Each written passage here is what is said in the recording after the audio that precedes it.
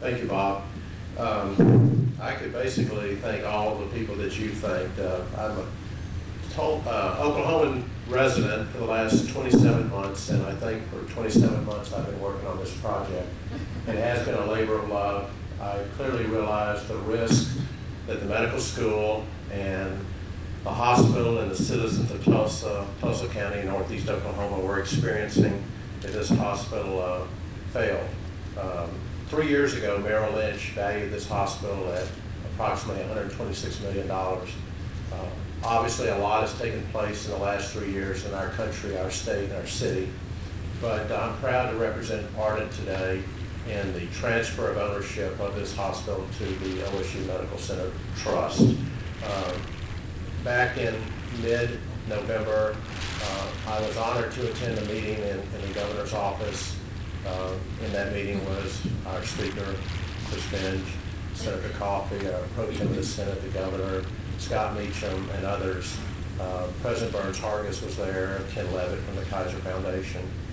And we talked about and negotiated and discussed what needed to happen in Tulsa with this hospital and this medical school for hours. First time I never had the honor and privilege of doing that with such esteemed leadership. And finally the governor said, we're not leaving until we have a deal. I don't know if I had any plans that night, but obviously they were immediately canceled. But as a new citizen of Oklahoma, I was very proud to be part of that group of people that was able to structure this deal.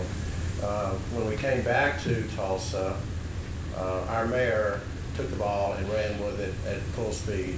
I'm honored to be part of her team. We were meeting in the city hall and in her home with our city council throughout the holidays. We never missed a meeting. I think we did cancel Christmas Eve, if I'm not mistaken. But Bob Poe and others were there, and as citizens of this community, you can be very, very proud of your city council and your mayor. Immediately took action, got the trustees ratified within a week, if I'm not mistaken, and that may have been a first for the city of Tulsa in a long time. But clearly, every healthcare system in Tulsa, Oklahoma, has a vested interest in the success of this hospital. It doesn't matter if you work for or represent Hillcrest, St. John, St. Francis, Southcrest, or any of the other specialty hospitals.